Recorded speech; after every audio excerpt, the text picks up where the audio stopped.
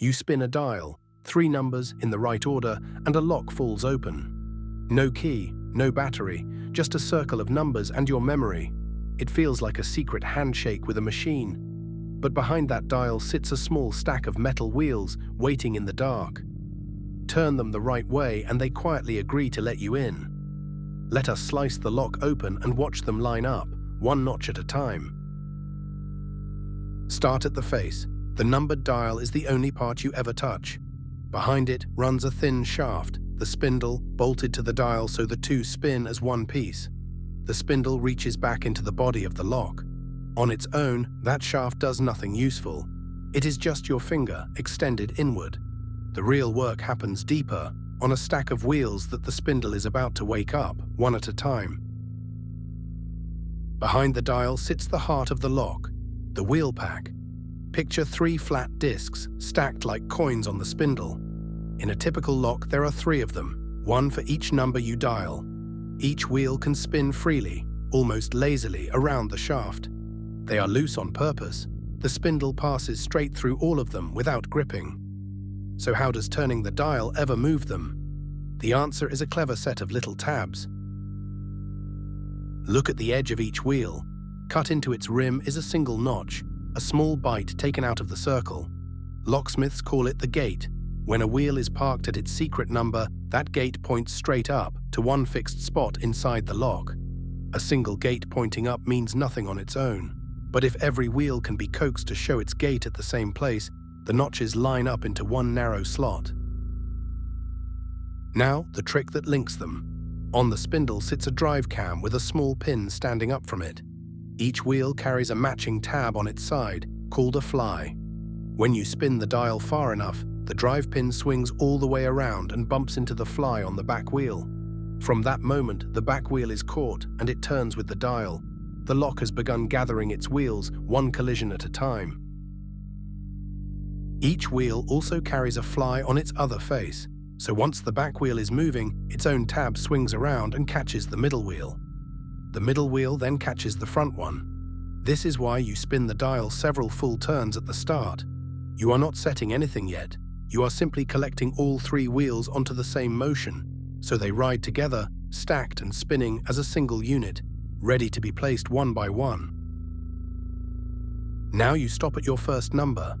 Because all 3 wheels are linked and turning together, this freezes the farthest wheel, the back one, exactly where you want it. Its gate now points up, parked at the right spot. Here is the elegant part. To set the next wheel without disturbing this one, you reverse direction. Turning the other way lets the drive pin slip free of that back wheel and leaves it resting, untouched, at its number while you work. You spin back the other way now, stopping at your second number. With the back wheel released and resting, the pin only carries the front and middle wheels along this time. When you stop, the middle wheel locks into place, its gate swung up to join the first. 2 notches now point the same way, 2 coins in the stack quietly aligned. One wheel still hangs out of position, blocking the slot, so you make one final, careful move. You turn once more, gently to your third number, and stop. This last short turn settles the front wheel, the one closest to the dial. Its gate rotates up and falls in line with the other 2.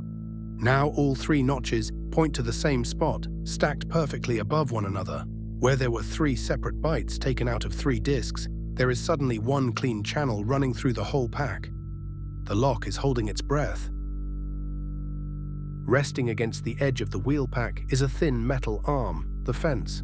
Until now it has been riding on the smooth, round rims of the wheels, held back, unable to move inward. But the moment those 3 gates align, a channel opens beneath it. The fence drops into the slot, sinking into all 3 notches at once. That tiny fall is the whole secret. It is the lock recognizing your number, not as math, but as a shape. That dropping fence is attached to the bolt, or to the catch that holds the shackle. As the fence falls into the aligned gates, it pulls the bolt clear of its own notch, and the locking piece is finally free to slide.